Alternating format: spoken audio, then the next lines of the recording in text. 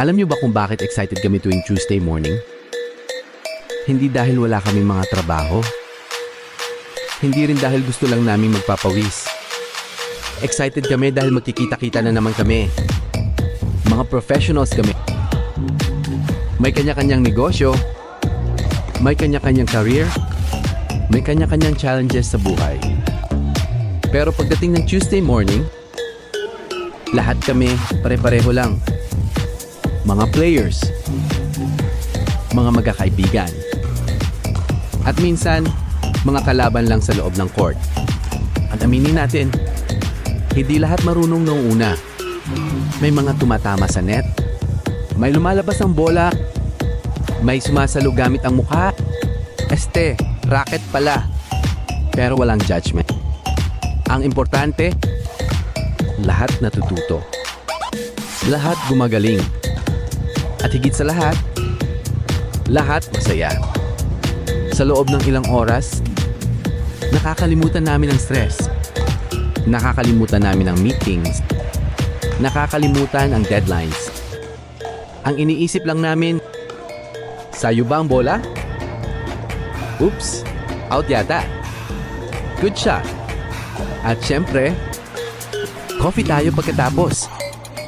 Pero alam nyo, hindi lang pala ito tungkol sa pickleball.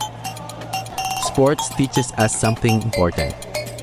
Discipline, focus, teamwork, respect, consistency.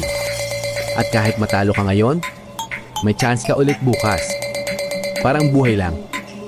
At bilang mga professionals, importante rin pala na may output tayo. Hindi lang sa opisina, hindi lang sa negosyo, hindi lang sa career, kundi pati sa kalusugan.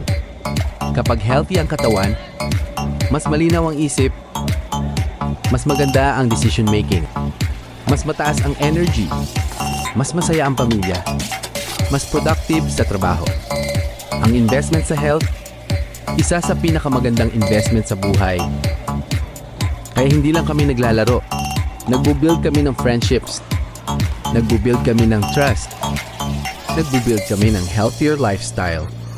At bawat Tuesday, may inaabangan kaming dahilan para ngumiti.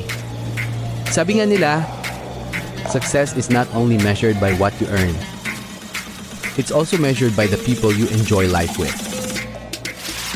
Kaya kung may pagkakataon, maglaan ng oras. Maglaro. Magpawis. Tumawa. At gumawa ng memories.